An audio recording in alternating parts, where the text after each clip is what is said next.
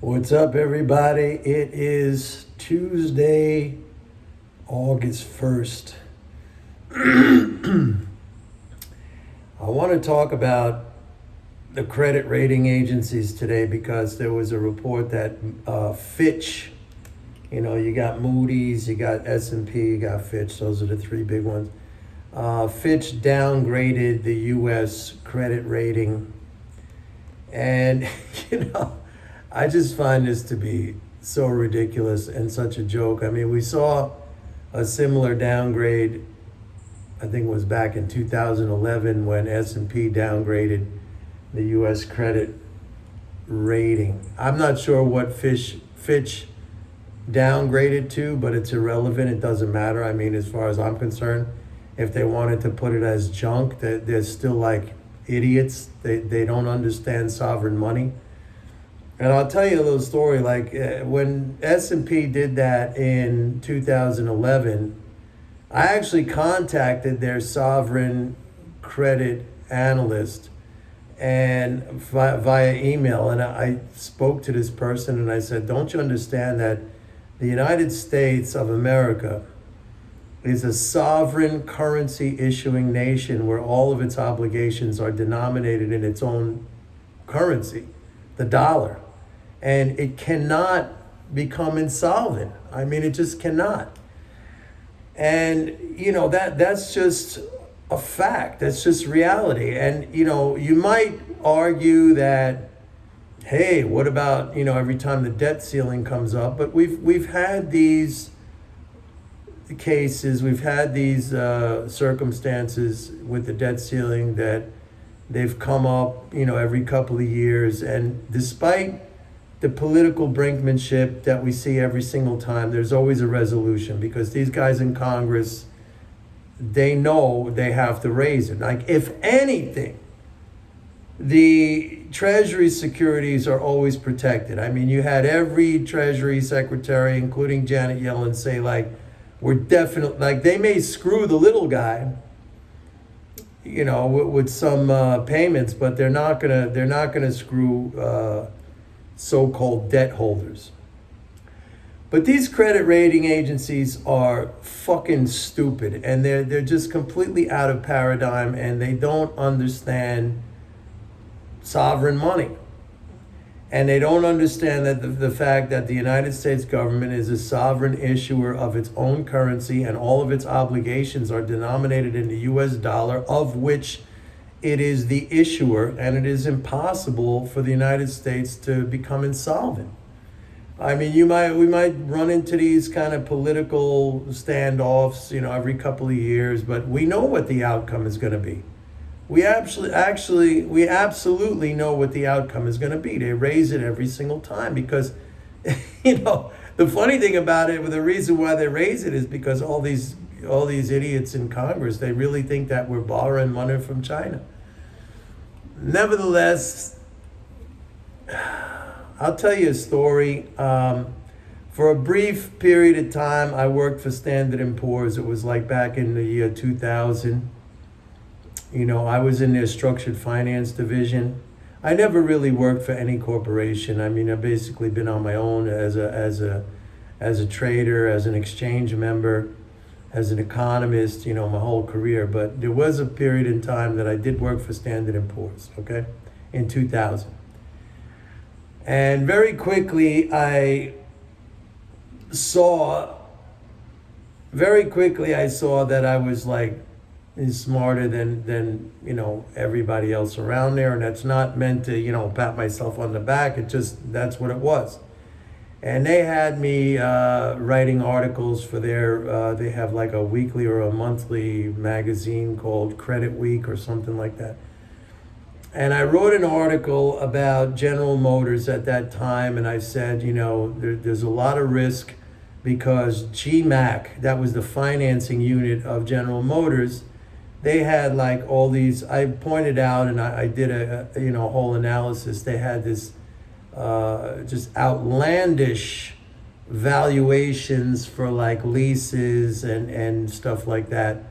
And I said, these guys could be in trouble in the next recession or whatever. And the head guy who was the head of auto ratings, he was like so against what I said. Like he really came at me hard, and he went to, kind of like upper management and saying like, we can't publish this guy's report because, it's wrong. He doesn't know what he's talking about, blah, blah, blah.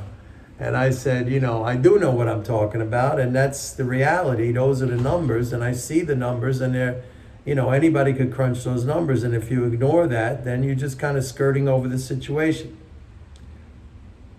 Anyway, fast forward, I think, to like 2007, 2008 in the financial crisis. GM went bankrupt. It had to be bailed out by the U.S. government. I lasted like, I don't even think it was a year at Standard & Poor's. I quit, all right, because it was ridiculous. I was dealing with idiots, and, I was dealing with very dogmatic people, and they had their cushy positions, and they were getting nicely paid, and their job basically was to placate or to fluff up their clients. That's how these rating agencies get paid.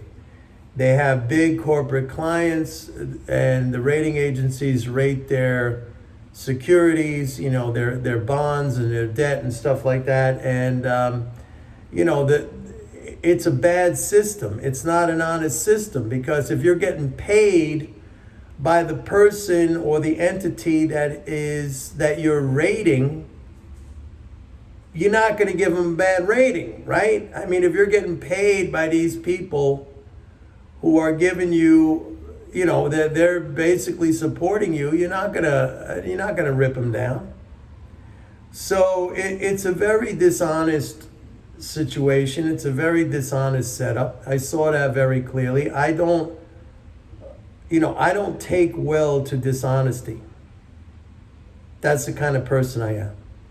I'm not Machiavellian. I'm not like into, pulling a scam on anybody.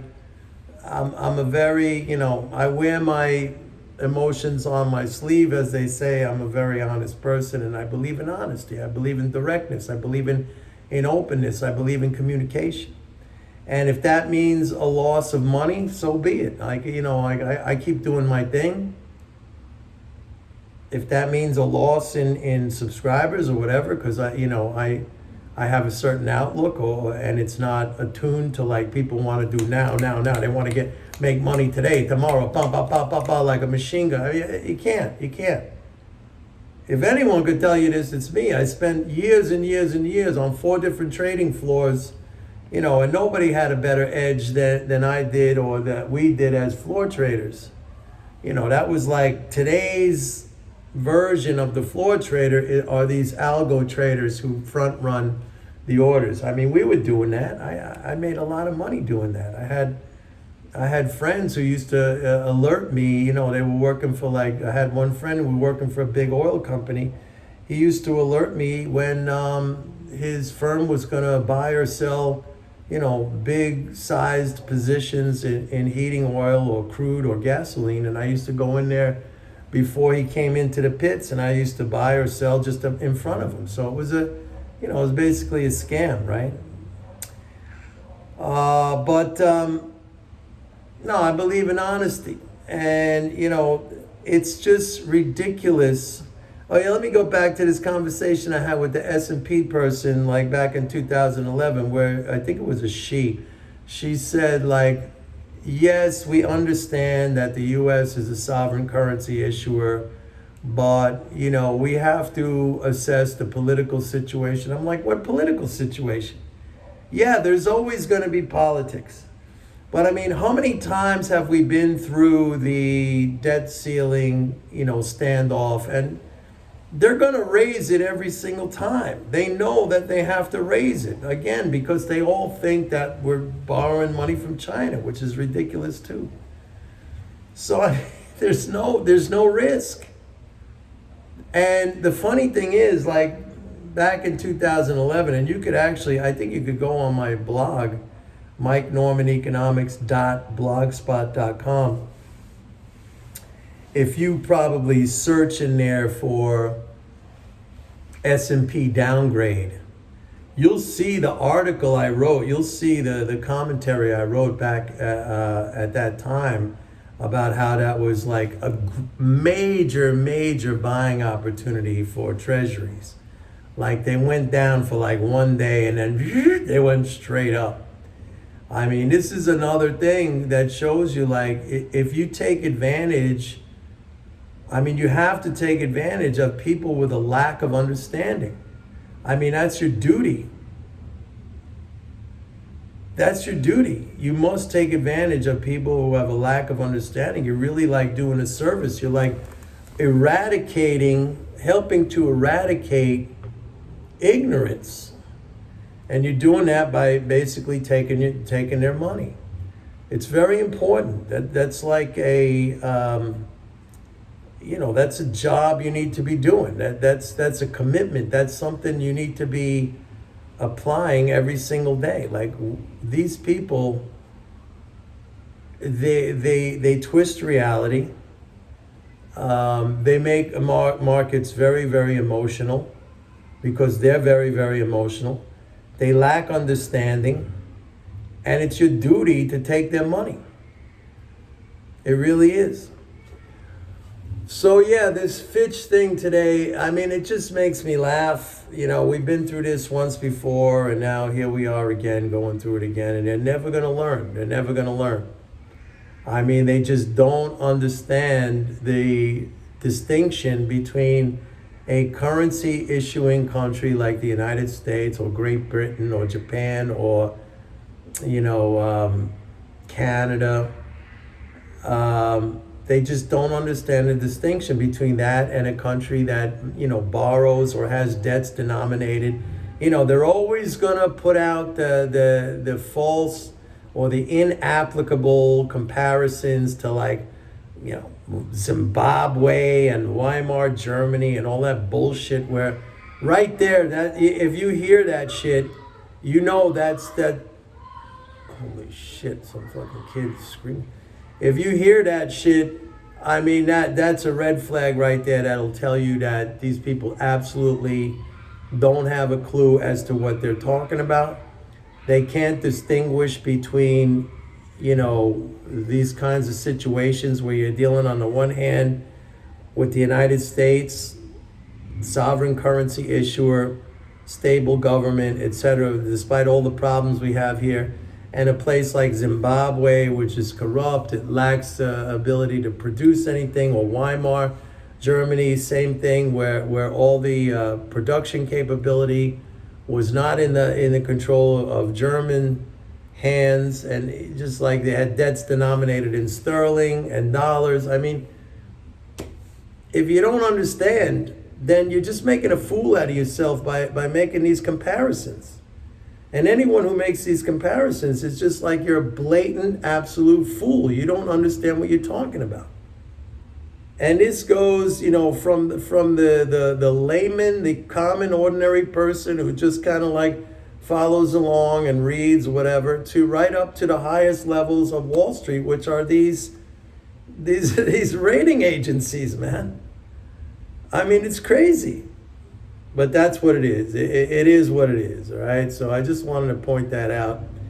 Anyway, we had a mixed day today. We had a positive, very nice fiscal flow day yesterday. But this week, as I said, should be the peak in the fiscal flows.